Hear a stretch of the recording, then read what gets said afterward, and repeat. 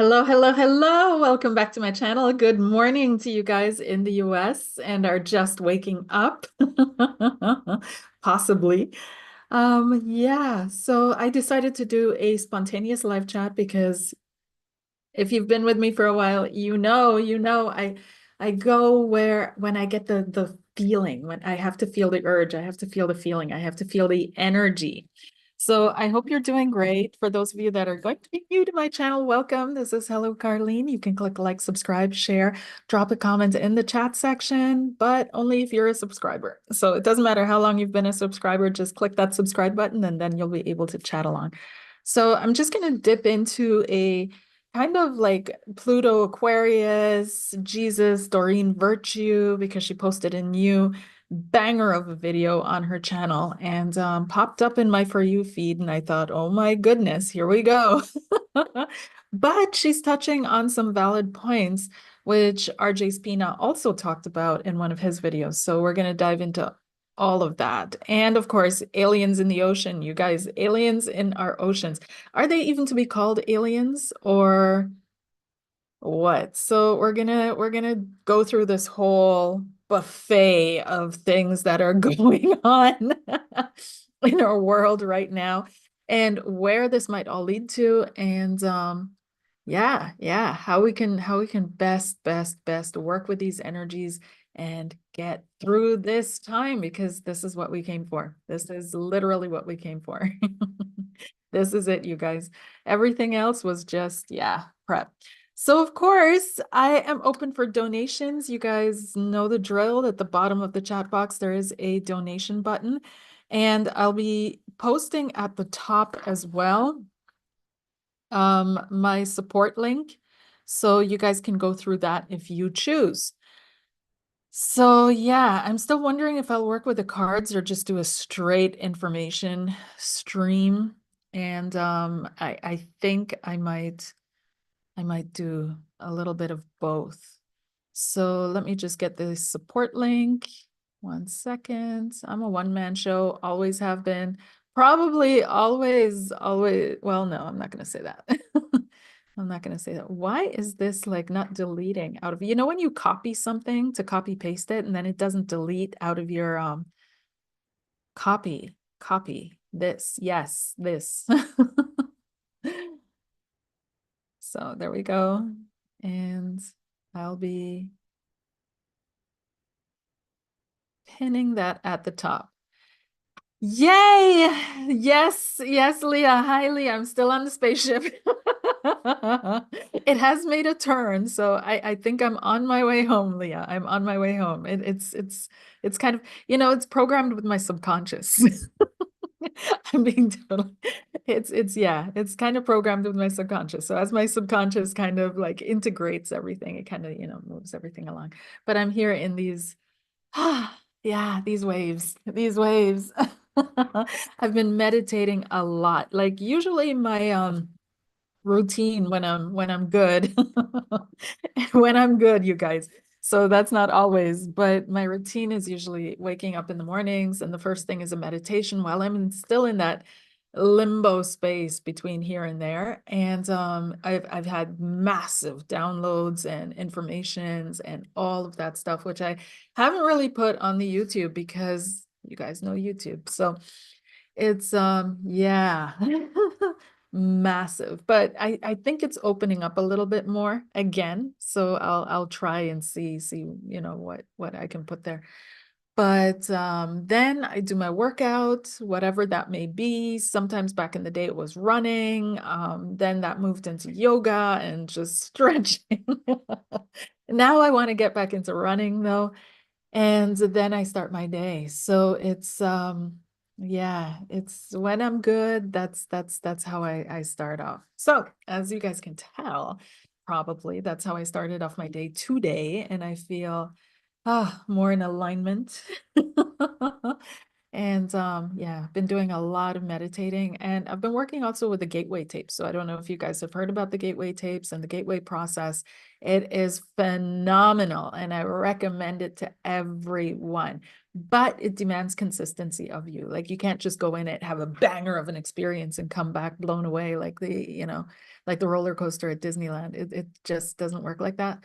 So you have to be consistent. You have to be honest, like ruthlessly honest where you are in your development in order for it to give you the best move forward or the best step forward. But it's a process that has also been utilized by the CIA. They published a report. It's all over the internet. Hundreds of people have done videos on it. And it's all about expanding your awareness. I feel they call it expanding your consciousness, but it's not really your consciousness in that sense. It's your awareness, right? So you're becoming aware of more because the consciousness is already there, right? So there's that. So you're expanding your awareness, and for some people it can feel like an out-of-body experience because they finally move away from that point of identification with the material form. For other people, it's an expansion. For other people, they just blast into other universes, but it's really profound. And then other people, it's a lot of self-healing and inner work. So it really is whatever happens, happens. There's nothing that can really say this is like a map, like you have a map of your hometown and you drive here and there and that's where you're going to land. That doesn't really happen with the gateway process. It's really very unique experiences and encounters and all of that. But what it does do, I find, is it helps you really connect to that other side of being, or what we call the other side. It's not the other side, it's actually the being, right? And so it really helps you connect to a different perspective on existence, on being, on living, on life, on the energy of life itself. So go check it out. It totally, totally, totally works. So I've been doing that and some other meditations and private channelings and, yay. So how are you guys? Yes. Uh-huh. So the topics, as I said, Pluto and Aquarius, but I feel like, they're gonna intersect because all of these, I feel them as energies that are just intersecting right now. And it's showing a landscape that is really interesting. So what kicked it off for me was this video that I watched with RJ Spina. And some of you guys have been working with me, and so you know me. You know where I stand. You know where I stand on the New Age. You know where I stand on Christianity, on religions, on all these things. And that spirituality is the bedrock of our entire world, our life, our basis, everything. Even if you say I'm an atheist and I don't believe in anything, that's a belief. Right? So you're still saying I am, and then afterwards comes the definition, right? So the foundational point of our existence in this entire, like, and not even in anything, but just existence itself is the I am, and everything else around that is discussion, concepts, ideas, thoughts, whatever you want to call it, descriptions. But it's really, really, really, we're moving into a time where even this point of the I am is going to be shifted. It's like the I am itself is shifting its point or its perspective. And we're going to, of course, feel the waves of that. We're going to feel the ramifications of that. So let's start off with, I don't know, RJ Spina. Yeah, he brought out a video that was taken down. And for those of you that don't know who he is, go check him out. He's a spiritual teacher.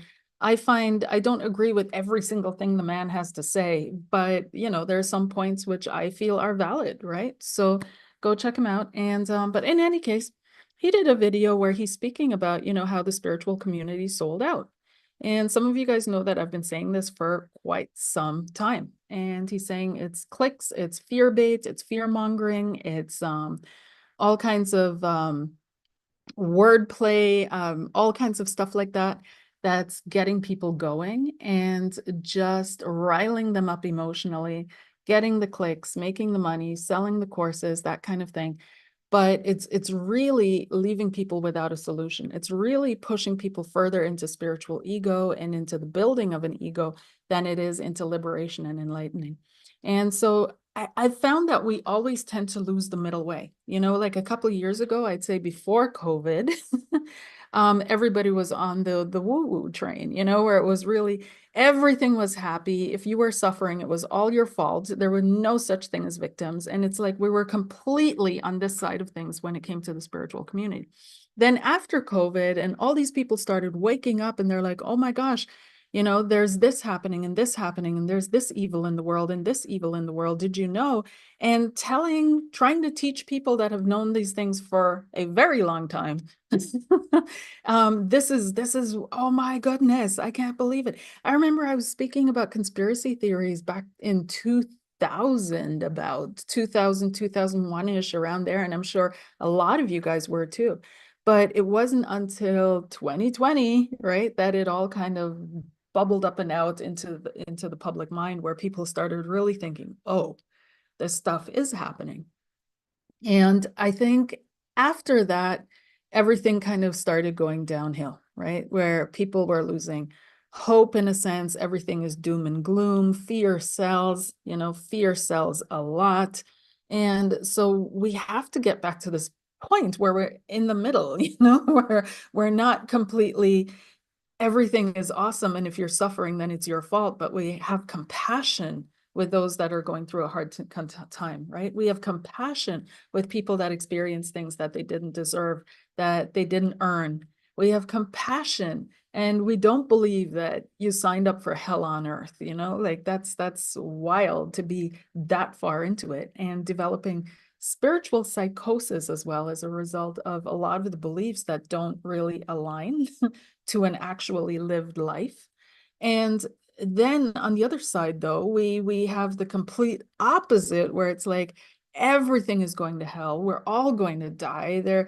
We've been taken over by alien mind forces that control us into the depths of our beings, and all we can do is watch while we suffer. Like that's a little bit too much too, you know?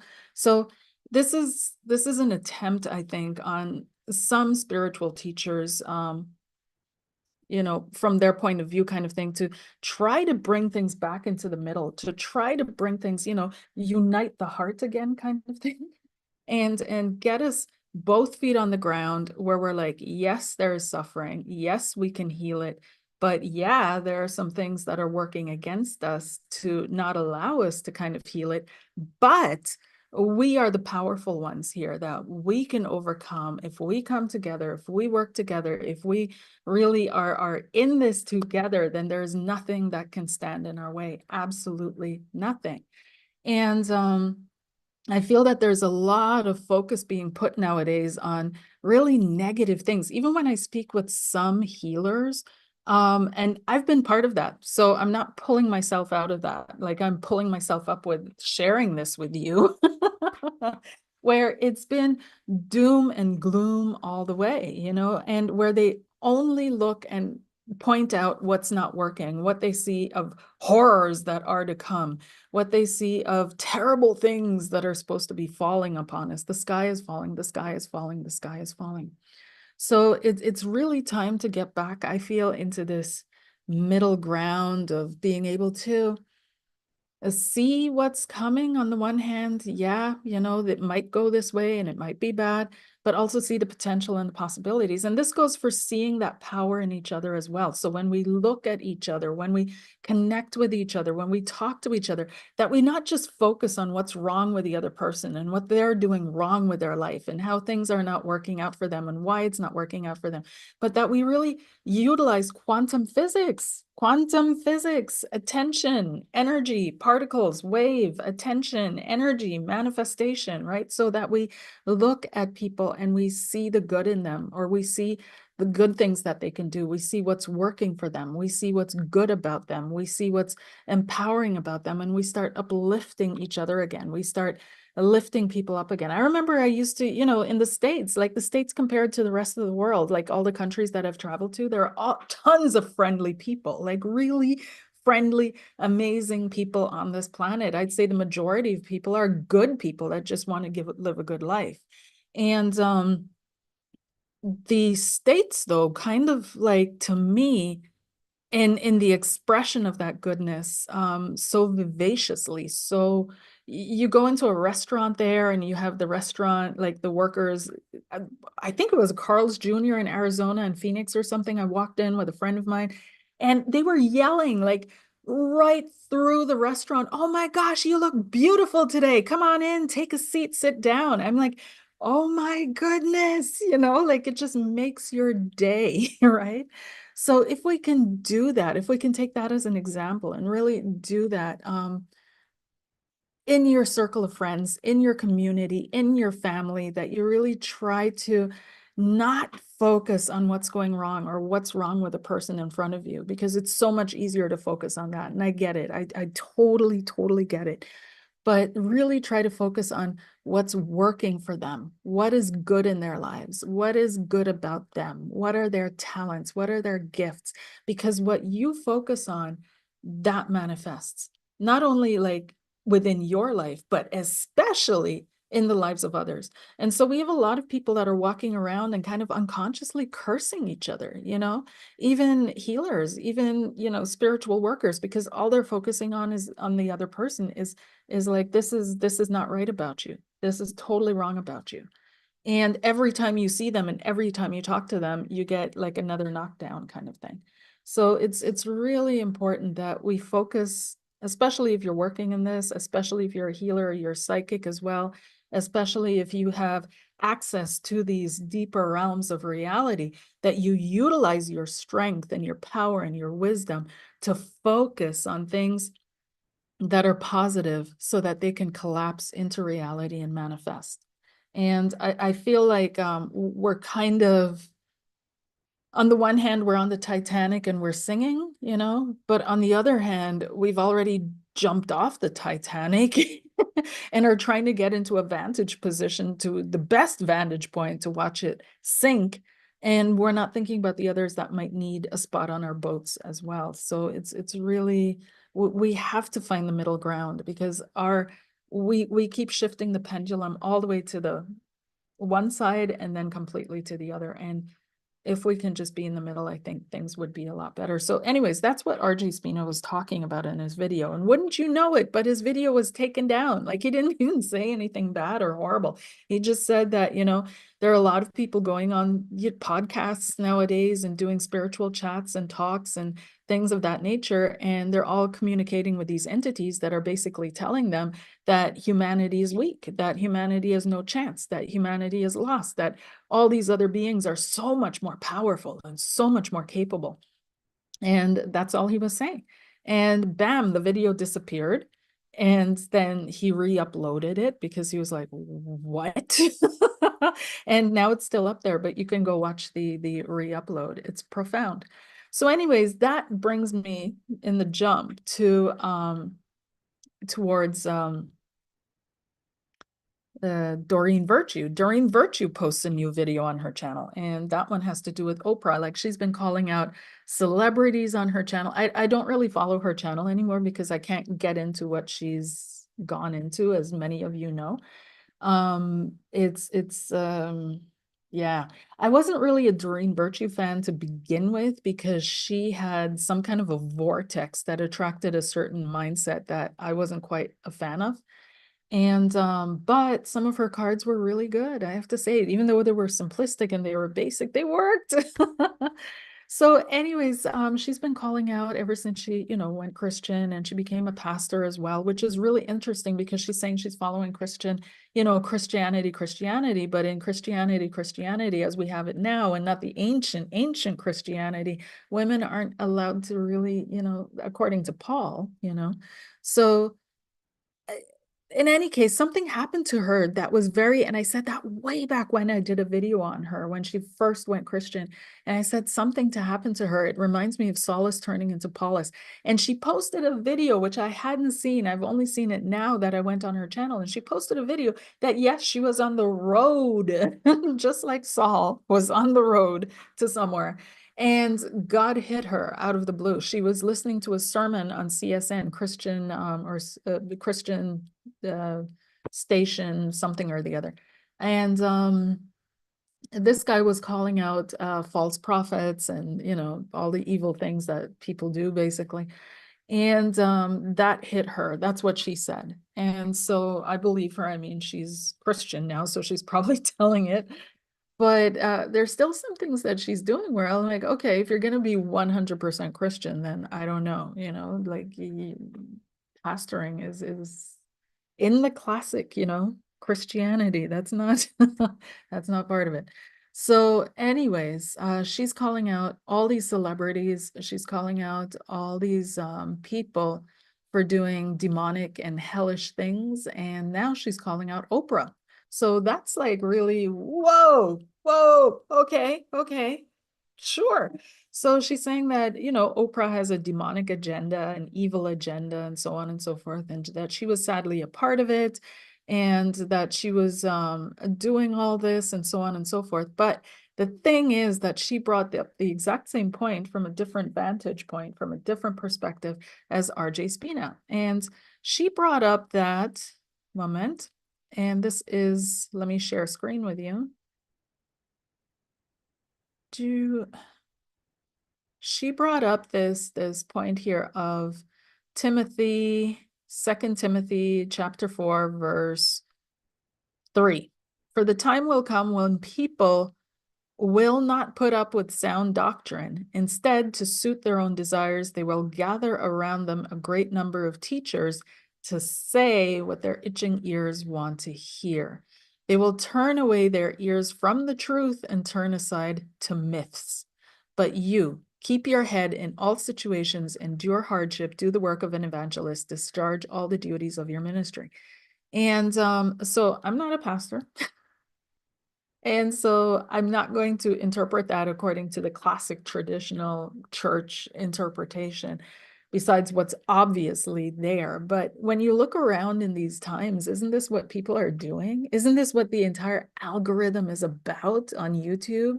Isn't this the echo chamber on social media? Isn't this the, you know? So it's like we've gotten to the point where we can't even have a healthy talk or a healthy debate anymore, where we can't entertain ideas that are different to our own. We have to destroy them completely. It's really not good, because through this interaction, this friction, this confrontation, this is how we grow, this is how we develop, this is how we work things out, this is how we expand our boundaries, this is how we learn to love, this is how we learn to love beyond fear, or love beyond fear of differences or things that seemingly tear us apart. So yeah, this is absolutely, so she was talking about this, and I was thinking, why is this message like coming through right now so strongly?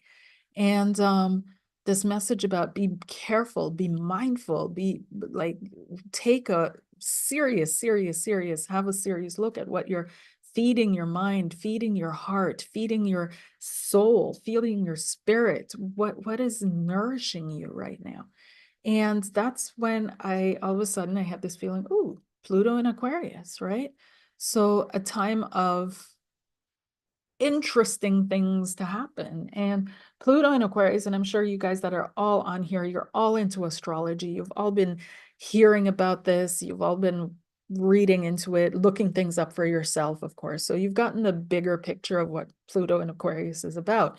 So what I'm only going to focus in on is the collective aspect, because I've realized, you know, that it was told to me, taught to me, downloaded to me, I was inspired by it, whatever you want to call it. Somewhere the information came in that this is truly about the foundation. It's about the mind itself. And if, and this is a theory, it's a hypothesis, it's a concept we can play with.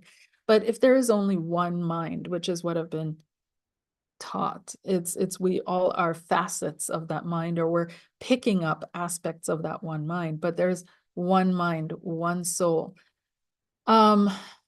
Pluto in Aquarius is reflecting the foundational changes in that mind, which will trickle down to us.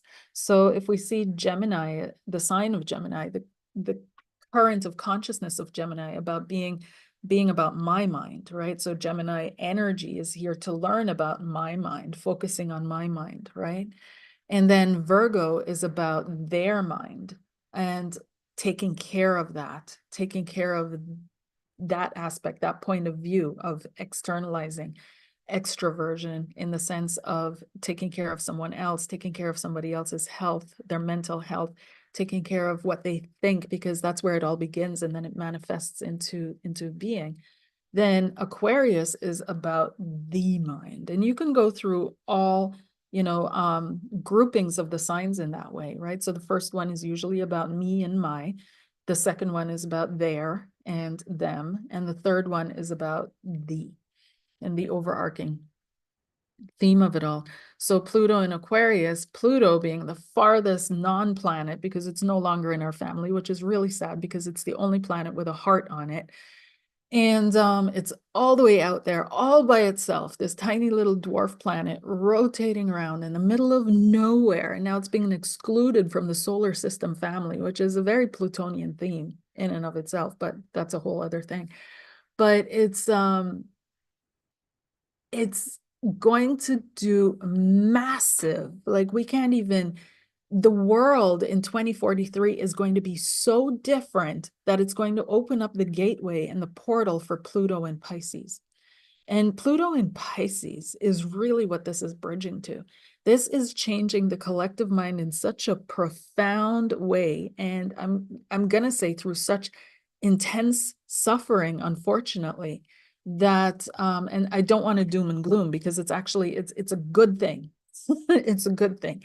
But it's going to open up the portal to Pluto and Pisces. And this is going to be a profound period of romanticism because Pluto and Pisces, if you look back in history, it's the time of the early 1800s, last time around. So after the revolutions, after the French Revolution, after the American Revolution, and this time of romanticism, when people didn't want to hear about separation, war, killing, and any of that anymore. They wanted to sing, they wanted to paint, they wanted to do art. They wanted to create museums. They wanted to create beautiful things in this world. And so now this other go around in 2043, that's going to be next level, where all the technology that we're developing and working on and playing with and abusing, unfortunately, from now until 2043, it's going to be developed in a way that it can be used for good from 2043 onwards, after people are done with the division, the fanaticism, once again. But fanaticism is needed, right? That's the problem. Fanaticism is absolutely needed.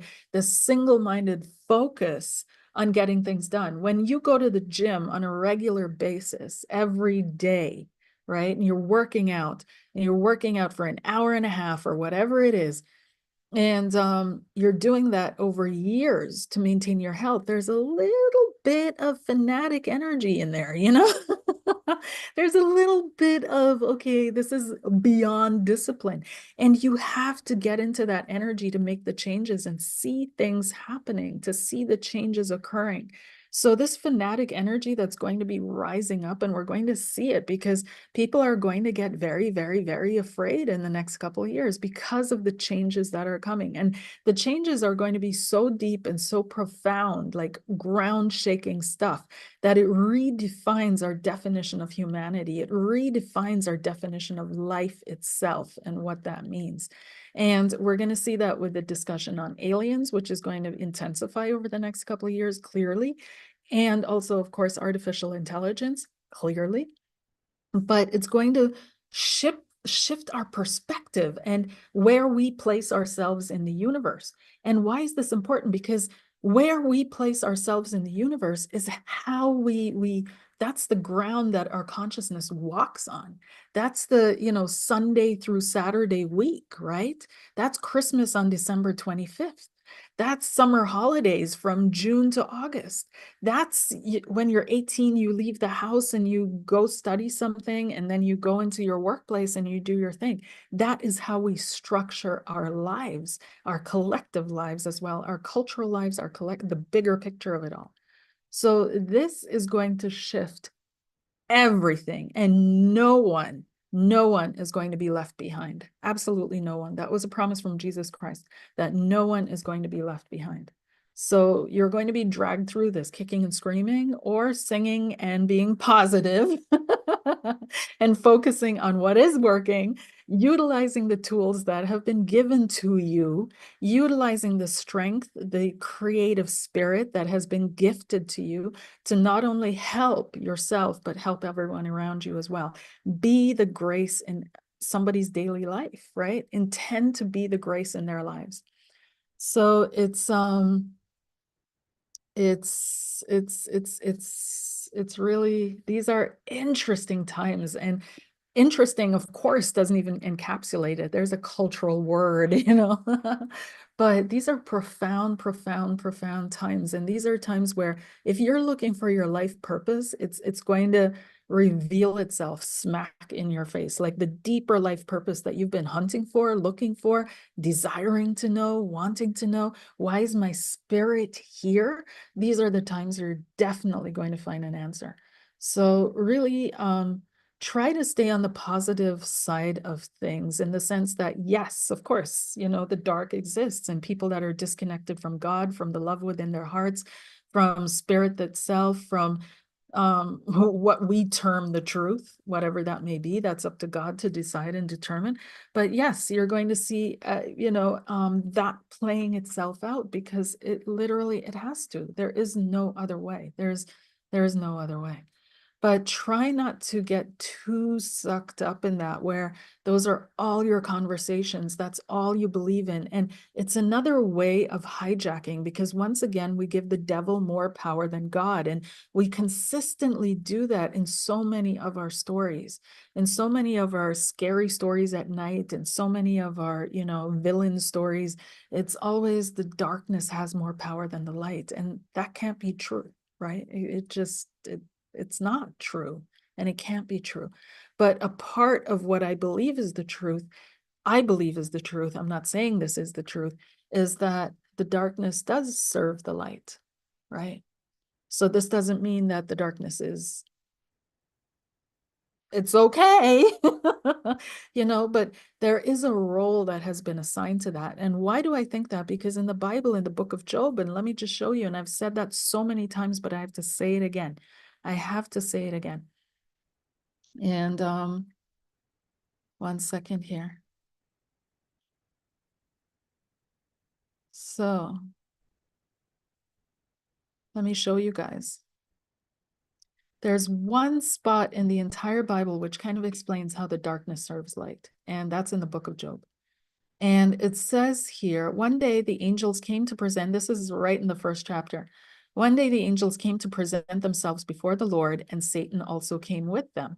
The Lord said to Satan, "Where have you come from?" Satan answered the Lord, "From roaming throughout the earth, going back and forth on it." Then the Lord said to Satan, "Have you seen my servant Job? There is no one on earth like him. He's blameless and upright." 1 second. A man who fears God and shuns evil.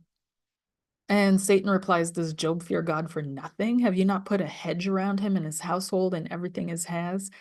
You have blessed the work of his hands, so that his flocks and herds are spread throughout the land. But now stretch out your hand and strike everything he has, and he will surely curse you to your face." And you can continue reading the story, but the main point is right there, right there, right there. One day the angels came to present themselves before the Lord, and Satan also came with them. Say, now this is God. We're showing up to God. So you can't sneak your way into God. You can't lie your way. You can't manipulate your way. You can't fake your way. You can't fake it till you make it. You can't. This is God, right? You show up as you are, buck naked and in the living vibration of your being. And that is what you are. And there's nothing to be ashamed of in any which way, shape, or form. So he's saying Satan came in with the angels. Satan came in with the angels. He didn't come in on his own. He didn't come in separately. He didn't come in through the back door. He didn't come in through the servant's entryway. He came in with the angels. And the Lord says to Satan, "Where have you come from?" He didn't say, "Get the hell out of here. I didn't invite you. What are you doing here? You're banned. You're cut off. You're dismissed." He didn't say, guards, throw him out of my castle. No, he says, hey, where are you coming from? And Satan says to the Lord, oh, I'm from roaming around. So clearly they have a connection. This is a casual conversation. This is not, there's no authority play here. There's no, what do you call it? Formality. It's very casual. I was just hanging out on earth, just going back and forth on it. And Lord then brags and says, did you see my servant Job? Hey, did you see my servant Job? No one on earth like him. So this is a very clear part where I feel it's so overlooked that there is a part of the darkness that ultimately serves the light. And there's also a second part in the Bible and that says that when with Moses and the Pharaoh. And it says in the Bible that God hardens the heart of Pharaoh. God was the one that made Pharaoh so hard because he was using Pharaoh to show his glory. So it's really, when you really read what is written, like actually written, and it says, yeah, Pharaoh was arrogant, super arrogant, and but there was a point where he let the Israelites go and he let Moses go, and he would have been fine with that. But then God comes and hardens his heart again. So there is a usefulness, and I'm not saying that evil is good and we have to tolerate. That's not our role. And this is really important, is that we understand our role in these things, that we understand the things that we're meant to do and uphold, the things that we're meant to manifest, the things that we're meant to live through. And one of them is goodness, love, light, of course, but not necessarily evil. And it doesn't mean that we now have to tolerate evil and accept evil in that sense, but that we kind of get a bigger picture view and we relax a little bit more in the sense that we understand that God's got this. God will place us in the right place in the right way, and we have to trust the plan. I don't even want to talk like that. But we have to trust that it's all going to work out for good. And why do we have to trust? Because when we trust, we visualize. When we visualize, we see. When we see, it all works, right? It all works. So it manifests into being, because remember, quantum physics, you guys, at the base of our reality, there is nothing, and scientists are stumped. The particles behave absolutely nuts, are not connected to any laws that we have observed on this level of things. There's quantum entanglement where particles are affected simultaneously, not even a gap in time. They separated particles. They had one half of a particle. I don't know how they did it, but they did it. And they had one half of a particle in the Hadron Collider and the other half was in Tokyo. They experimented on the one particle. The other particle in Tokyo started moving before they'd actually gone through with the experiment. Just the intention enough was to set off that other particle. So these things, they operate like light, which is also a particle and a wave simultaneously, depending on things. Our bottom reality is the same way. It acts like light. But what changes it into the material realm is the observation and the expectation of the one conducting the experiment. It's fascinating, fascinating. So when it comes to psychic readers, to people that are tuned into the subconscious worlds of things, it's really important for us to really focus on the positives that can come in ourselves, in each other, in the rest of the world. That doesn't mean ignoring the bad or sticking your head in the sand and playing ostrich or whichever dodo bird, whichever bird sticks its head in the sand. But it does mean that we retain faith that we are powerful. This is also the angelic way. The angels don't doubt themselves. They don't doubt their power. They don't doubt their strength in the face of evil. And it's also another thing is that demons don't doubt the hierarchy. You're not going to find a demon arguing with you about the existence of God. You're also not going to find a demon arguing with you about the existence of angels. You're also not going to find a demon arguing with you about the existence of the hierarchy. You will find humans doing that, though. So there's that. So yeah, it's profound times. So the changes that are to come that are going to really shake us up, we're already seeing things happening. Like, who would have thought they would be part of the generation that experiences the US government admitting that there are aliens? And not only have they been here longer than we have and live in the oceans, but they've had contact, they've retrieved spacecraft, they're trying to reverse engineer things that they have no clue what they're doing or what they're working with or what it even is.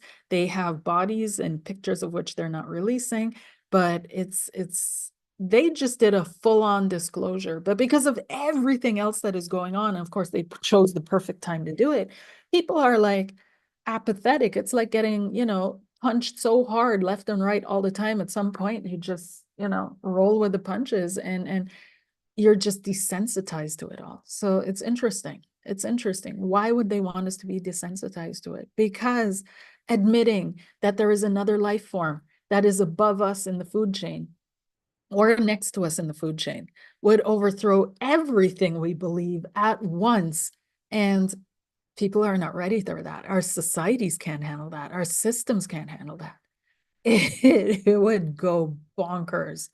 But at the same time, they're feeling the pressure. They're feeling the pressure because I'm pretty sure, because if you look back into all the alien encounters, the biggest theme, the biggest theme of the alien encounters was the environment and how we treat the earth. Like in almost every single one of them, they're speaking to the people, telling them, hey, do right by the earth, be better on earth, be better to you, to each other, live better.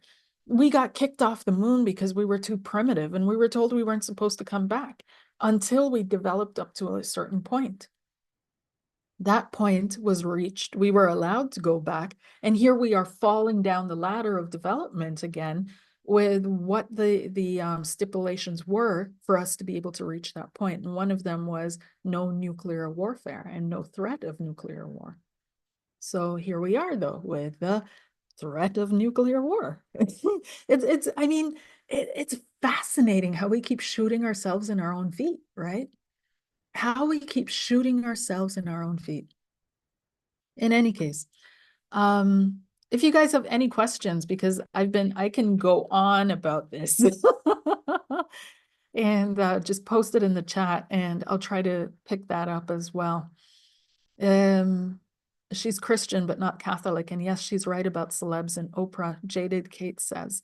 And for those of you that are just joining, I was speaking about Doreen Virtue and her on her channel, that she's calling out Oprah and things like that on other celebs on her channel. And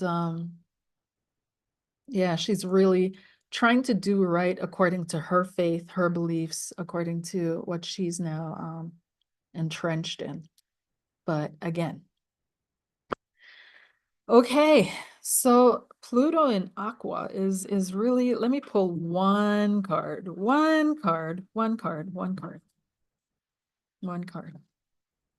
And I'm sure you've already looked up what this means for you, and you can probably tell me more than I can tell you.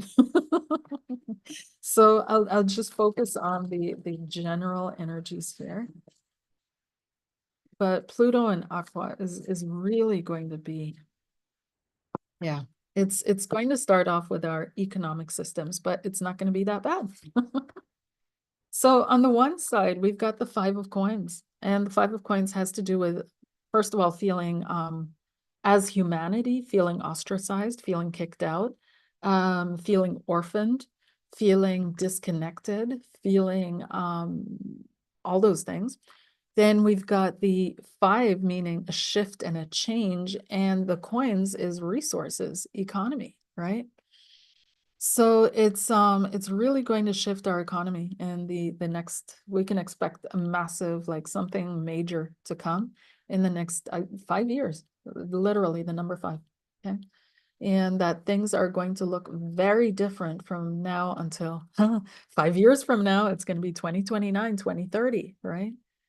So very, very different in 2030. The flip side of this was on the bottom of the deck. That was the Three of Cups. We're not going to care. So there's a lightening that's also coming in. There's a lightening that's coming in with the dissolution of certain structures. And yes, we're all going to be screaming, the sky is falling. But what's actually going to happen is that desensitization that is such a so difficult, right? When it comes to compassion for others and so on and so forth. It's actually going to help us. It's actually going to serve us well, because at that point, when that all collapses, we'll all be, oh my gosh, thank God. And we're seeing it already in the comments. It's like people are talking about aliens are here and why does nobody care? And people are posting, do I still have to pay rent? Do I still have to go to work? Do I still have to pay off my mortgage? Like, those are the things that are really affecting their lives. So this desensitization is actually going to serve us when these systems collapse, because we'll be like, oh, thank God. Okay.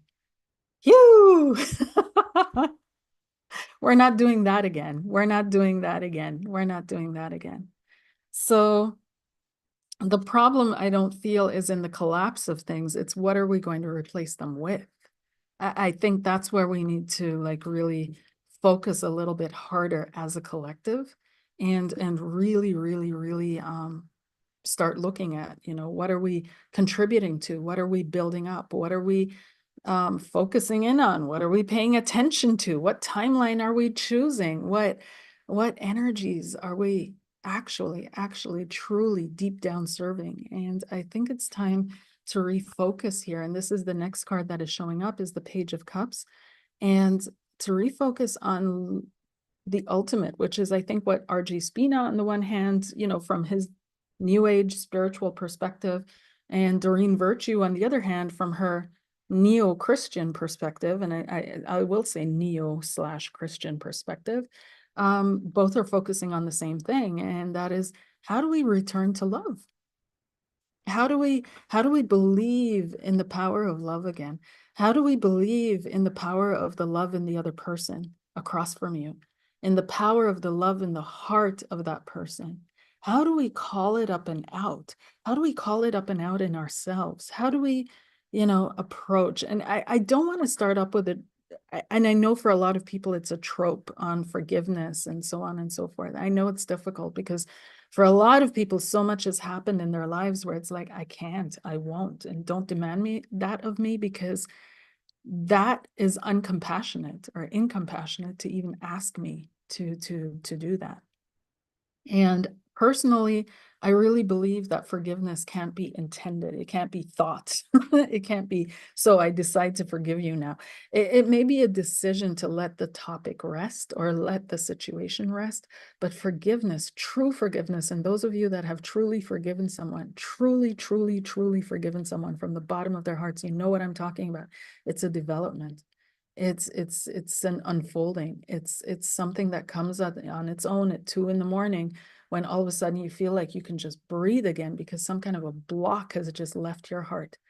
It's something that comes on its own out of your deeper subconscious. This is something that happens on the deeper levels of your being without you doing anything about it. And I think this is where we have to start going again with our spirituality, with what we connect with as spirituality, is that we really get into the depths of things again. We get into the work of things again. And it's not just, oh, what can I get from it? Let me manifest my house, my car, my husband, it's all about me, and God loves me, so he's going to bless me with millions, like all this SHIT, it's got to go. It really has to go out of your head, out of your subconscious, and really opening up to real life force energy, and really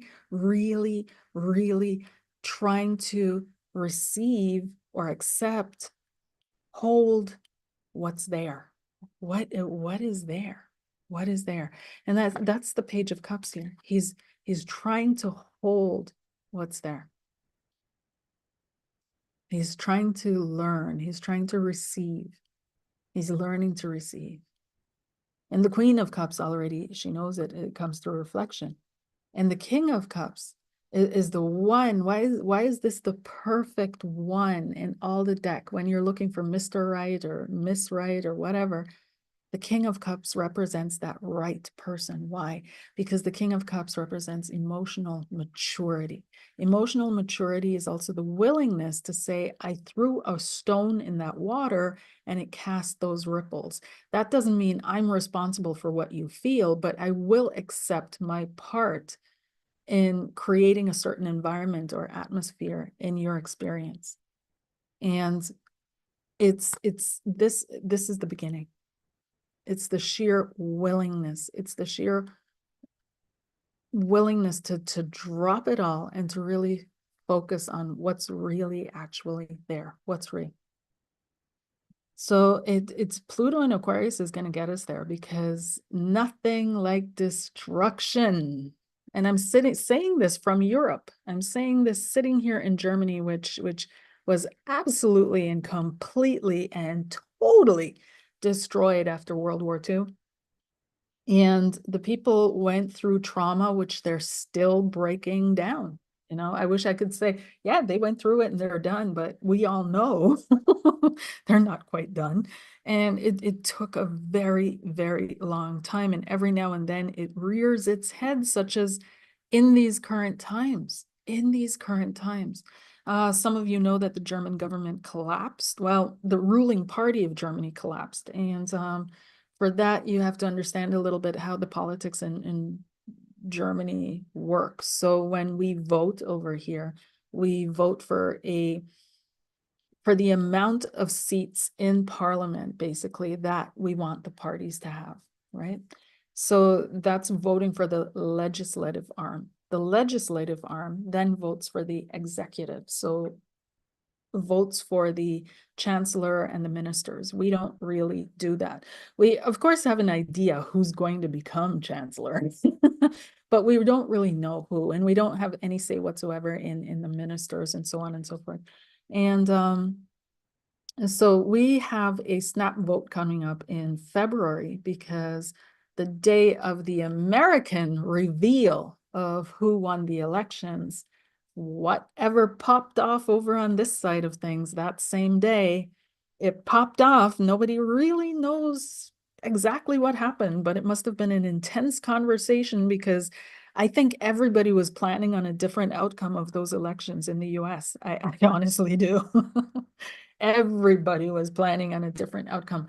But whatever happened in those conversations and the change of plans that had to be done on the spot almost, connected to Ukraine, connected to debts of Germany, because Germany has a debt cap. So we can't really take on more debts than a certain amount. And that's to, keep the country safe and not plummet them into debt like the US.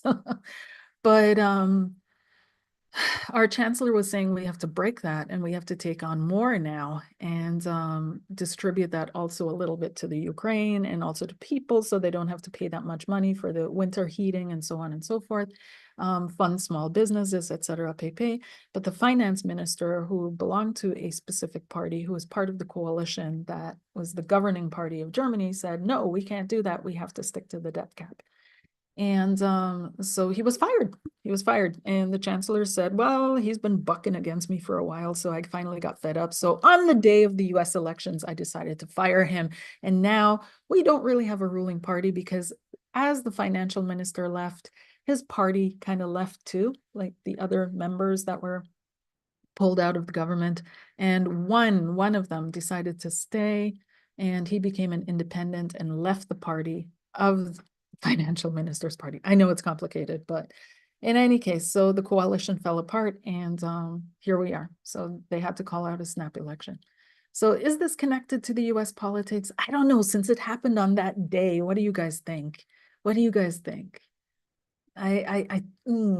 Then fast forward to a couple days ago, and we're hearing that, wow, we've entered a new phase of the war between Ukraine and Russia. Again, on the day of Pluto shifting into Aquarius. So are these all coincidences that just randomly happened? I don't know. What do you guys think? What do you guys think? So there's definitely some energies and currents that are pulling us into our future, into what is to come. And full circle back to why I even started explaining what happened in Germany now over the last couple of weeks is that, yeah, this is an echo, of course, this is an echo of World War II, because the whole setup in Germany is an echo of World War II, right? How Germany is structured is an echo of World War II. And so it's these changes that are coming towards us. They are not minor. They are not minor changes. They're not small changes. They're not little changes. And they're going to be on that scale. And it's going to be profound. And I believe that, or not that I believe that, no, what I've been observing, and I'm deciding to shift that. I want to shift that observation. I really believe that the US is now coming into their, I just said it again, I'm human, what can I say, even though I'm floating up here. But it's the US is going to go through their testing period, and with the US going through their testing period and their time of tribulation, like other countries have already gone through, whatever happens with that collective in America, it's going to affect the entire world and everybody else around them. And I truly hope, I really, really, really, really hope that they don't go down the pathway that is so tempting. It is so tempting. It is so tempting because Pluto in Aquarius is going to push an energy of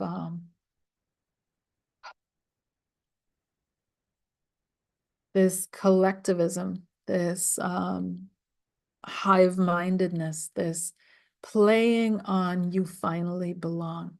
You finally belong. You finally belong to something. You finally belong to a movement. You belong to a tribe. You belong to a bigger grouping. You belong to something more. Your life finally makes sense. And it's going to be so tempting to stay on that lower level manifesting energy, because that's where the masses are going to be. And it's going to be even harder now because a lot of people have been fighting not to be alone, not to because remember, before COVID, we were going through what they termed a loneliness epidemic. And I first heard that with Teal Swan. So I think I always think everybody stole it from, took it from her, kind of thing, because that's where I first heard it. But probably she picked it up from somewhere else. So whatever. But in any case, before COVID, we were kind of going through a loneliness epidemic. During COVID, it was one of the biggest crises, was the loneliness that people were feeling, the disconnection. And after COVID, some people are finding it really hard to reconnect, but we're still feeling this desire to be more than just us, more than just waking up, going to work, coming back home, making dinner, watching TV, falling asleep, getting up, going to work, coming home, making dinner, watching TV, falling asleep. Like, life has to be more than that. And we're meant to be social creatures. We're meant to connect. So this is where it's really going to hook into those people and pull them along for a serious, serious, serious ride, and everybody else with them. So no doom and gloom, because the energy and the power is with us. The power is with you saying, no, I'm going to connect to God. I'm going to connect to higher. I'm going to connect to my higher self. Just like I bring myself to go to the gym every day or twice a week or however often you go, or go for a walk or whatever it is. I'm going to meditate. I'm going to pray. I'm going to sit in silence in the woods or in the forest. I'm going to reconnect to the energies of this land. I'm going to put my feet on the ground. I'm going to take deep breaths in. I'm going to feel the fairies. I'm going to connect with the doves. Whatever it is, that you make that connection to life, that you feel like you're a part of life and that you're intended here, because that's the truth. You wouldn't be here if life didn't intend you. All right. Woo. We're going there today. How are you guys doing? Yes, Leah. Oh man, I think the belonging feeling is very heavy here right now. Uh-huh. Mm-hmm. Yep. Because on the one hand, everybody recognizes that change has to come. Change has to come. We cannot continue. Number one, everybody recognizes that. Number two, everybody recognizes I can't change things by myself. I can't, like I can't. It needs to be us. It needs to be we. Mhm. But then, and this is what my guides, I don't know, some of you guys that have been with me for years, you know that my guides have been saying for a long time now that the group mind has to change. The group mind of humanity goes down to a low negative vibration. We're not speaking about the breath work groups that you go to. We're not speaking about the women's circles. Of course, you guys are trying to reach a higher state of being and level of consciousness. We're talking about the rock concerts. We're talking about the political gatherings. We're talking about these gatherings where a lot of people get together and the group mind is on such a low primitive level that it is easily yanked or janked or pushed or shoved or pulled in any willy-nilly direction as long as it's emotional and it's easy. 3 words or less and emotional, and then it will let itself go in any direction that it really feels itself emotionally triggered by. And it's really easy to do and steer. And there have been books written about this, tons and tons and tons of books. And my guides have been saying for a very long time, or my higher self, that this has to change. It's like the information that the individual needs to receive to master this life has been given. It will continue to stream. It will continue to come through. We will continue to receive downloads and all of that. It's a perpetually running radio station, but the foundation, the core of it, love yourself and your neighbor, right? And your neighbor has been given. Whatever you need to do to love yourself, that's a given in that sentence. Learn it, do it, heal, transform, learn to love yourself, learn to extend that compassion outside of yourself, learn to expand your awareness of self to include your neighbor into your definition of self, possibly, in a sense, right? So without going nationalistic and overboard. Or if that nationalistic overboard mindset, then make it a loving one. And that's the idea and the goal, as above, so below. So as the individual, so is the collective. And it's tough right now. It's really tough because this collective mind is on such a low vibrational frequency. So some of you know, what was his name? Gustave Le Bon. He wrote a really classic book that I think every marketing student has to read or something, called The Crowd, A Study of the Popular Mind. And one second here. He wrote that book back in the early 1900s, and it was foundational for the Ines regime. And in World War II in Germany, and how they built their following, right? How they connected with them. So one of the things he wrote, and this is back in 1901 or something like that, the masses have never thirsted after truth. Whoever can supply them with illusions is easily their master. Whoever attempts to destroy their illusions is always their victim. And all civilizations we know have been created and directed by small intellectual aristocracies, never by people in the mass. The power of crowds is only to destroy.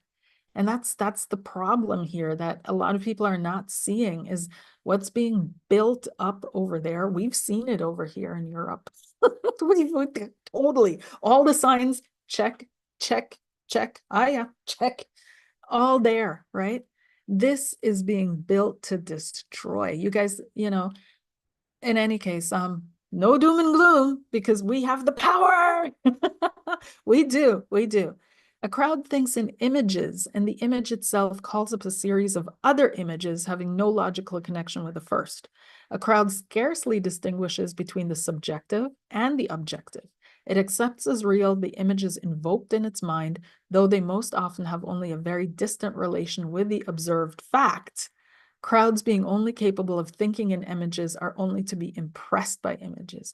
And unfortunately, so few people read these kind of books or are interested in them, but the powers that be, they've read them, they've studied them, they know this. They know this. So they know all they need to do is get up and tell you they're at fault. And everybody's going to be like, oh, it's their fault. Meanwhile, it has nothing to do with them at all. So it's fascinating how that works, right? But my guides have been saying since day one, since I started this, we have to change the group mind, because the group mind at this point, it's not the individual anymore, because you talk to anybody individually, separated from the group mind, they all want what's best for them and their families. That's it. They just want to survive this life. Most of them, right? And but put them in a group and all of a sudden they lose their minds, their own mind, they lose their minds, their own mind, and they're rolling with the group. We see then that the disappearance of the conscious personality, the predominance of the unconscious personality, so what's in the subconscious that hasn't been worked through, comes up and out. The turning by means of suggestion and contagion of feelings and ideas in an identical direction, the tendency to immediately transform the suggested ideas into acts. These we see are the principal characteristics of the individual forming part of a crowd. He's no longer himself, but has become an automaton who has ceased to be guided by his will. You guys, this is on azquotes.com. So best believe that people that are into social constructs, into structuring society, they know this. They know this. They've tested it. They've worked with it. They know this. One of the most constant characteristics of beliefs is their intolerance. You sense intolerance anywhere? Ooh. The stronger the belief, the greater its intolerance. Men dominated by a certitude cannot tolerate those who do not accept it. And so on and so on and so on. In crowds, it is stupidity and not mother wit that is accumulated, and so on and so on. And this is just one guy. This is just one guy that wrote on this, on the crowd mind. So the group mind is what spirit is now really trying to focus on. And unfortunately, just like on an individual level, we learn through discomfort, let's put it that way, mildly. The group mind, it's no different. Whoa, I think I ran over you guys with a truck. How are you guys doing? How are you feeling? How are you feeling? Talk to me in the chat. Let me know where you guys are. Are you making coffee? Oh,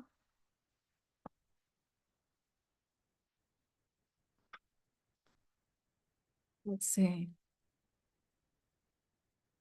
Leah, no, I agree with you about the dark servicing the light. That I've been dealing in the US. I choose to hold on to the view that the sequel of this movie will be the good to come. Yes, yes, yes, yes. It will definitely, definitely, definitely, definitely be the good to come. Um, it will definitely be the good to come. But like I said, to be honest, this next until 2043, it's going to be a wild, wild, wild ride. And that doesn't mean it's going to be horrible every single year and every single day. It doesn't mean it's going to be something that we can't surmount and that we can't do. It doesn't mean that your life is going to, somehow fall apart, or you won't get to do your life mission that you came here to do. As a matter of fact, it's against this backdrop of what is going to come and what is happening that your life mission, that your life purpose is really going to shine. It's really going to light up and shine. And so it needs this time. Like it needs people like you, like me, like all of us that are here now to really make this happen. And once we get through this, the group mind will have shifted, because it's a massive, massive shift that the group mind has to do. And it's not going to happen from today till tomorrow, unfortunately. It can happen with an individual, yes, but not with a group mind. For a group mind, a day is 10 years. Yeah. 2 days is 20 years. Yeah.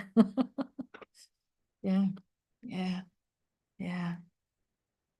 There's so much fear in people right now. Yes. Yes. Yes. Yes. There's a lot of fear. And as Jesus said in the New Testament, by the seeds, by the fruit, sorry, by the fruit of the tree, you will recognize them. So it's not the tree growing that you recognize it. It's not the tree itself necessarily that you recognize it, but the fruit of the tree, you will recognize it. Yeah. And what has been planted in fear can only grow fear. It can't be any different than that. How did Obama's 2008 message fit into all of this? It seems like from that time, I'm in upside down world and I'm trying to get right side up. Ooh, yeah. I feel like there is, like I said, conspiracy theories, it doesn't mean they're not real, and it doesn't mean that they're not true if we choose to focus on what we can do. It's just, it doesn't mean it's not true if I choose to focus on, I can work it off in the gym if somebody tells me eating at McDonald's is not healthy, right? Yeah, I know eating at McDonald's is not healthy. It's absolutely not healthy, but you do it once or twice a year. Like the last time I personally ate at McDonald's was 2 years ago. 2 years ago now. Oh my God, 2 years ago now. And you know that, occasionally you have a treat, you have a whatever. And so whatever it is I'm saying that's dark or negative doesn't negate the foundational fundamental message that we are in power. We have the power of God in us. We can make anything happen. Whatever we focus on grows. Whatever is, there's nothing to be literally afraid of. We are angels in human form, all of that, right? But when it comes to certain conspiracy theories, they are absolutely true. They're clearly and absolutely true that there's some kind of a different agenda going on, that sometimes people go into these political situations with fantastic intentions, but they get swept up by God knows what. Nobody's naive enough anymore to believe that Obama is, completely innocent. Everybody knows, I think by now, that he was the one actually running the country the last couple of years as well. Um, and even before that had a heavy influence in on things. I don't think Obama's, there was, that's part of the crowd pleasing thing, right? That's part of the crowd pleasing thing.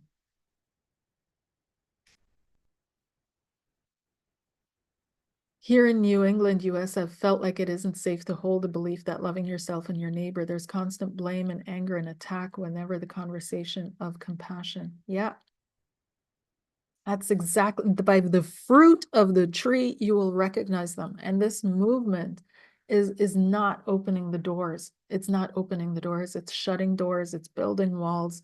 It's drawing up, what do you call those wire fences again with the sometimes my English goes like all of a sudden one English word is just gone, all I can think about is it in German. And but those wired fences with the prongs on it that you can cut yourself open on, it's not a good energy. This is not good energy. This is not good, progressive, open, welcoming energy. This is not a hopeful energy. This is not an energy. It's an energy of fear. It's an energy of attack. It's an energy of shame. It's an energy of hatred. It's yeah, yeah, yeah. But you have to be the light.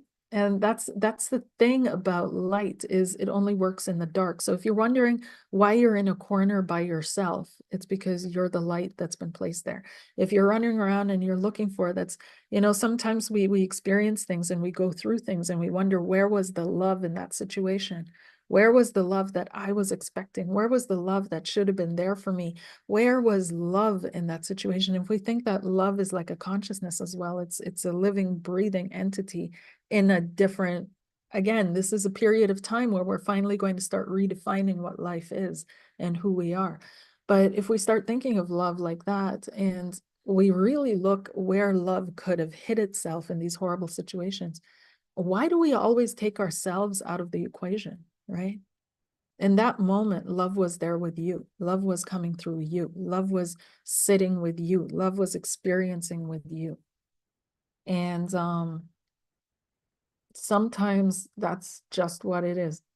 I don't have all the answers. I wish I did. But if I did have all the answers, I wouldn't be here. I wouldn't be able to function as a bridge. I wouldn't be able to connect with you. I wouldn't be able to do all that. But I don't know why it is like that, but sometimes you're the light in the darkness, and that's where you've been placed to shine. That's where you've been placed to work. And sometimes you don't even have to say anything. It's not like you have to run around and, convert people.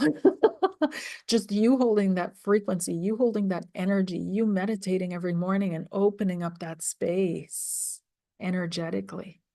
Ooh, you can do a whole lot without saying a word. So not even getting into conversations with them, for them to shoot it down, for them to steal energy out of the concept, the idea, the frequency of consciousness surrounding compassion. No, no, no, no. Barbed wire. Oh my God, fairy waters. Thank you.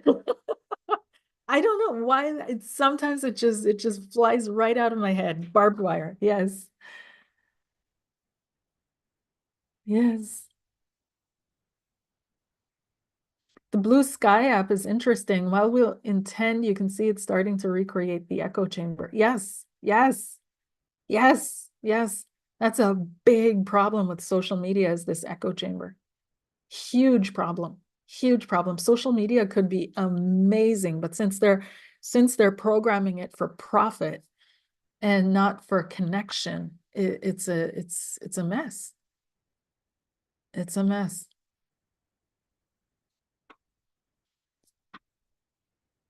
Yeah. Yep, yep. So yeah, Pluto and Aquarius, you guys, Pluto and Aquarius, and aliens in the sea. And by the way, during COVID, I had this download, and that I can tell you guys about. There were two downloads, and one, I had this vision, because I was wondering, why is everybody being stuck inside? Like, it made no sense, right? Remember way back in the beginning, when we weren't allowed to leave the house and we weren't allowed to go anywhere except for the doctor, pharmacy, and shopping. That was it. And I was in Mexico at the time, and they had the Mexican National Guard driving around. So you had these guys on the back of trucks. You guys know what it's like in Mexico. You've probably been there. So on the back of trucks with their machine guns, trying to enforce that people only go to pharmacies and to doctors and shopping. And it was wild. In Playa del Carmen, they gave up after, I think, 1 month, a month and a half, maybe. And the police said, look, we've got bigger fish to fry than this. We're not doing it anymore. And they refused. So they stopped. They absolutely, and there was nothing that the state could do, because how do you force police to do what they don't want to do? So they didn't do it anymore. So that broke the ice kind of things. And within, I'd say 2 weeks, 3 weeks, everything was almost back to normal, almost. And but yeah, yeah, it's back then I had the download that, number one, I was thinking, why is everybody being stuck inside the house? Why do they have to stay in the house? And the answer I got was, there's a mass movement, there's a mass migration happening. I feel like COVID was also a cover up for certain things that were occurring. May or may not be true, okay? Allegations, allegedly, da da da. But I feel like there was a lot going on behind the scenes also when it came to our otherworldly sisters and brothers. And all of a sudden I saw transports happening between the moon and the earth, between the moon and the earth. And I think the alien sightings went up. Of course, people had more time, a lot more people were out looking at the stars and so on and so forth. But alien sightings did go up during 2020 and onward. And the second thing that I saw was the frequency shifts. I woke up at about, what was it, 2 in the morning, somewhere like that, 1 in the morning, 2 in the morning. And I couldn't sleep because it's Mexico and the dogs were barking, right? So of course nobody was shutting these 7 dogs up. And I thought, oh my God, I'm gonna die. This is torture. And so I was trying to meditate myself back to sleep and not let the outer, it's excellent practice though, excellent practice on that the outer world, you know, you can shut it out. Discipline practice. You can meditate anywhere, anytime, under any circumstances. And so that's what I was doing. And all of a sudden I had this visual, clear as day. It was whoosh. It was as if the veil popped in front of me and I could see the matrix and I could see through it. And I could see this being sitting at a kind of a desk, almost with a machine, kind of, it was boxy sort of. And it was pushing some things and doing that. And I looked at it and I was just shocked because I thought, what the, you know, like I'm meditating. I want to go to sleep. What just happened? What did I just do? What? So anyways, it turns and it looks at me. It sees me. I see it. We see that we see each other. And it just lets me continue watching. And but I kind of stepped back because I was just, I don't want to do this anymore. I'd had other visitations and visualization visuals where I was kicked out, shut out, and other things. But this time around, it was me that kind of closed the doors where I was like, eh. But what he was doing was literally, remember that Simpsons episode when they were being beamed during the night? And they were being their dreams were being infiltrated with ads, but these weren't ads that they were beaming into people's minds between 2 and 4:30 a.m. That's when the beaming happens. It was concepts, ideas. It was triggering things. It was triggering also deeper emotions, negative emotions, and keeping that going.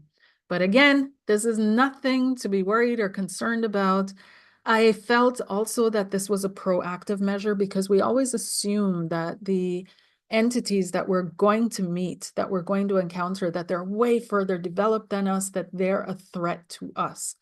But they're preemptively, some of the species, trying to access us to shift our perspective and our consciousness so that they're not endangered when we meet. And that's a complicated thing to try and explain, but that's their method of defending themselves because they feel that we're at least physically, or at least in this dimension, we're the stronger ones, right? So there's that. They may be a little bit more advanced because of their physicality, which makes it easier to be more advanced. I don't know how to explain that any better than what I just said. But when it comes to the actual showdown, who's stronger, humans or them, it's us. So that's their way of kind of like getting to us before we get to them. So it's nothing to be worried about. You don't have to like, you know, freak out now when you wake up at 2 or 4:30 in the morning. Karleen said, oh my God. No, no, you're fine. Just do your prayers, do your meditation, and reorient your mind to what's true for you and stay in control of your mind. That's all you need to do. Yeah. Ooh, okay, that was heavy. Yeah. Is it that they have fewer biological needs? Yes, that's part of it, KW. They have fewer biological needs. That's absolutely part of it. Yep. Yippers. Yep. That is exactly a part of what they see as a detriment to us, or why they feel that even though we're the stronger ones, we're the more primitive ones, is because we have so many, we're a needy species, like we're voracious. We're like, what I've also been shown is that the earth is actually like, the earth itself is the Noah's Ark, or the earth itself was an intergalactic kind of coming together where every species of the currently known, not even they know if it's every species, but you guys know all about the varying stories and interpretations of galactic wars. Of course, they were true according to what I've received. And the Earth was the peace project. The Earth was that peace treaty. And so a representative of every single species in the known at that time that Earth was created galaxy came to Earth. And it was done in such a way that the species could all live together peacefully. And so some species show up, and for us, they're like, like the mantis beings. Well, the real mantis beings are massive and they're voracious and they're insects. And so that's how they act. And I love mantises. I work with them. They're amazing healers. They've got a sense of humor that is just so sweet. They can be super kind, but they can be super snitty. And but yeah, they live completely different. And we wouldn't survive if they were here on this planet in their actual size. So they were shrunk down into a size where they can be represented. So a current of their energy, of their consciousness can be here on this planet, but not in a way that they overtake everything. And so every species, from plant, animal, rock, human, if you will, we're all represented on a much larger scale out there in the universe, but here on Earth, it's done in a way that the balance is kept, and that's our peace treaty. So what's happening or happened on Earth is that there is a faction that is coming in or came in that is trying to, because the humans were installed, so to speak, as the archivists. Is that what you kind of want to call it?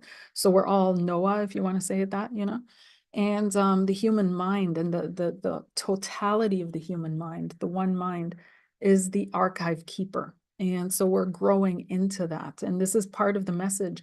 Take care of the earth, take care of what's here, keep the balance, maintain the species, and so on and so forth.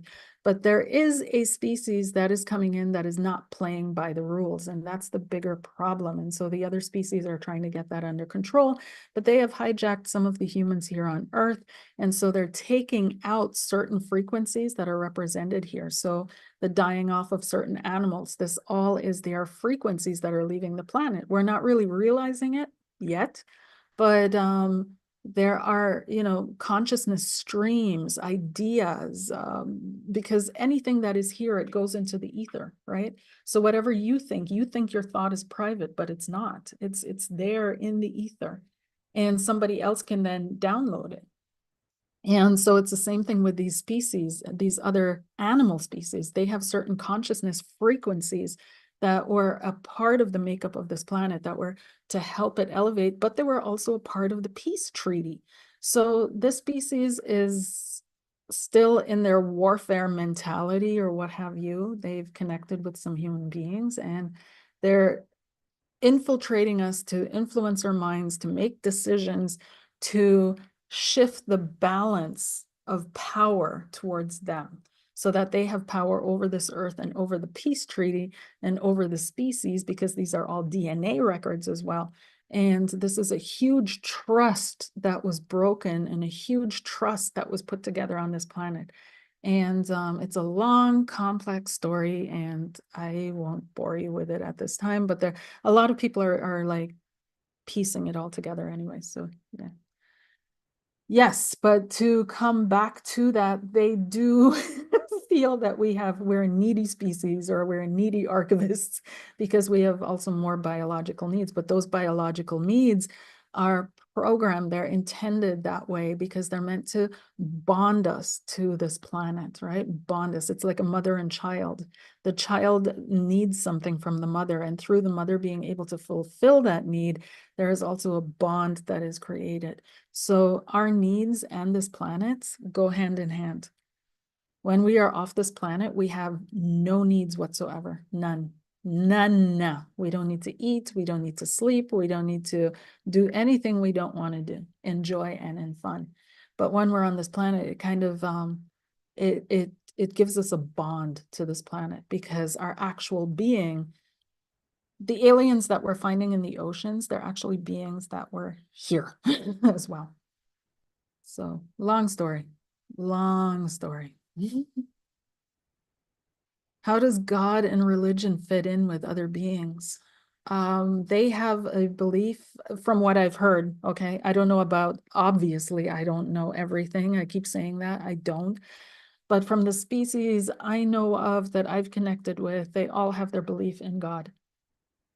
And they all know of Jesus Christ, yes. And not the human story of Jesus. Their version of the story is a little bit different, and it's more of a focus on the consciousness stream of what we call Christ consciousness. But everybody believes in God. I haven't met a being yet that doesn't. Even demons, like I said in the beginning, in the intro to this, you're not going to meet a demon that's going to argue with you about God's existence. Like that just that's a mood. You'll meet another human being, but you won't meet a demon. Yeah. Mm. Yeah.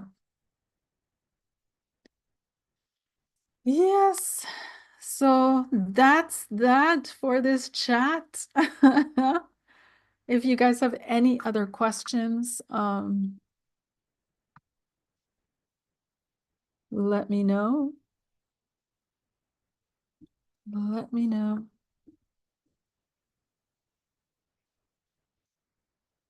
Yeah. But these are I keep repeating that because I'm stunned. I'm absolutely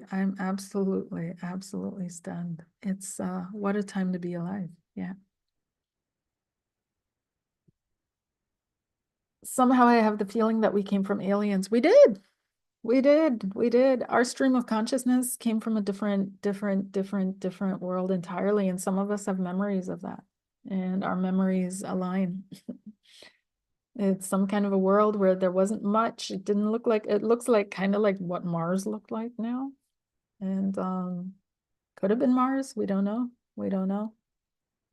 But Native Americans, the Navajo have a story that tells of their origins, but I don't think it's just their origins.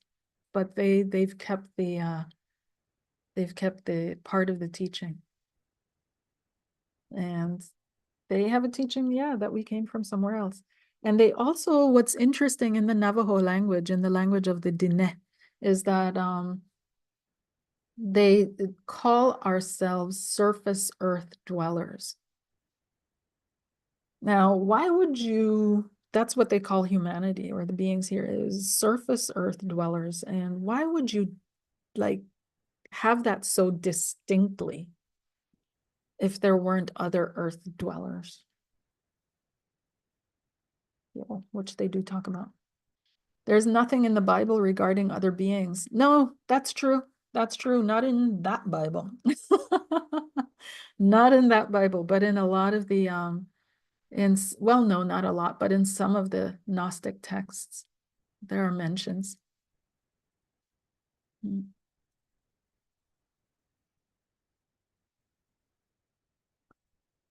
Yeah. Yeah. So another thing I can suggest to you is, because we live in varying, like I said, keep saying, we are the awareness in consciousness. Like this is all consciousness. This is everything is conscious. Like this is my, I don't know, my powder, you know?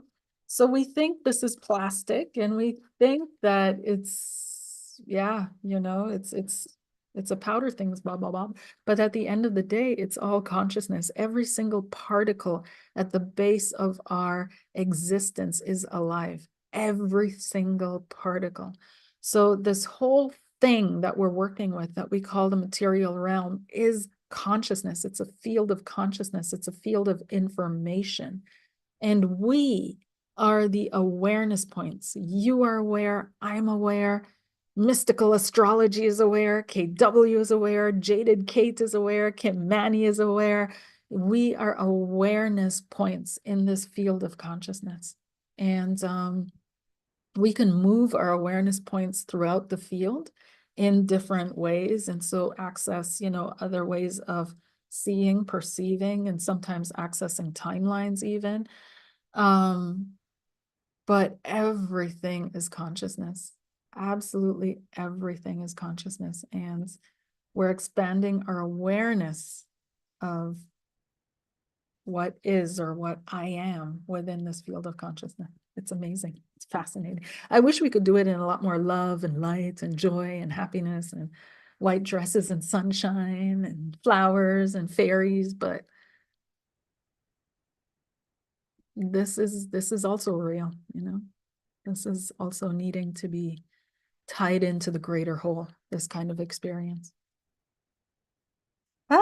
Okay.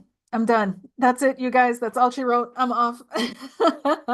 Thank you so much for being here on this live. Thank you for your questions. Thank you for your insight. If anything was unclear, just drop a question in the comment section underneath this video. I'll try to get to it. It might inspire me to do another video or a new video. Let me know. And otherwise, join me for the channeling December 13th. That's Friday the 13th. I had to do it on that day, clearly, where we're going to be diving into 2025 and what's specifically coming up, but also having a look possibly for you, for some of us personally in the group as well, what's coming up personally. If you feel like donating, I thank you so much. Obviously, that's great. And otherwise, I'm here for you if you would also like a session, of course, and we talk one-on-one on what's going on in your life, what you can look forward to, what you can open up to, what's knocking at your door and trying to come through, and see how we can work that out for the best for you. And especially, what have you been doing right? I think that's what I want to be focusing on in my readings as well moving forward is, what have you been doing right? What do you need more of? Okay. Take care. Bye. Have a good one.